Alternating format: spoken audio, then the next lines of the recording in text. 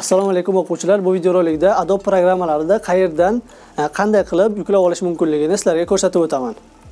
Buning uchun eng birinchi video ostidagi link orqali fayllar bazasiga o'tamiz.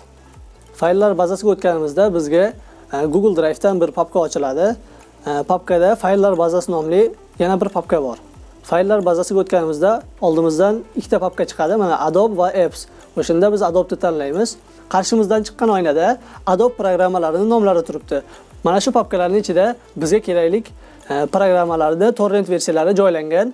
Agar sizga boshqa programma keladigan bo'lsa, xuddi shu ko'rinishda yuklab olishingiz mumkin.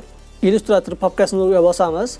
Mana qarshilaringda ko'rib turganlaringdek CS5 versiyadan boshlab turib 2021-versiyagacha mana shu papkada bor.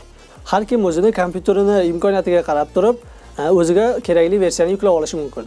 Men hozir o'zimga 2021-yilgi versiyani yuklab ko'rsatib beraman. Faylni tanlab olamiz va yuqoridan 3 nuqtaga bosib download tugmasini bosamiz. Va faylni qayerga saqlashni belgilab, saqlang tugmasini bosamiz. Faylni yuklab olganimizdan keyin buni ochish uchun bizga torrent programmasi kerak bo'ladi. Torrent programmasini ustanovka qilishda o'tgan videoda ko'rsatib o'tganman. Torrent programmasini ochamiz va yuqoridan fayl va добавить torrent tugmasini bosamiz.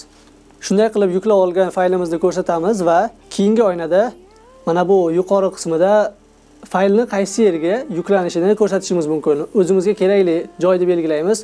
Iloji bo'lsa sizlar o'zlaringizga bir papka qilib qo'yishlaringizni tavsiya qilaman. Men o'zim uchun rабочий stolni belgilayapman. Mana belgiladim.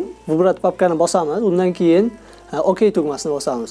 Mana endi bizni asosiy ustanovishni faylimiz mana shu yerda yuklanishda boshladi mana.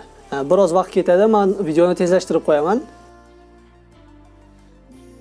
Mana endi faylimiz ham yuklanib bo'ldi. Ustanovishni faylni qanday qilib ustanovka qilishni keyingi videorolikda ko'rsatib o'taman. Kanalimizga obuna bo'lmaganlar obuna bo'lib qo'yishlaringizni so'rayman. Bundan keyingi videoroliklar albatta qiziq bo'ladi. Hammaga omad.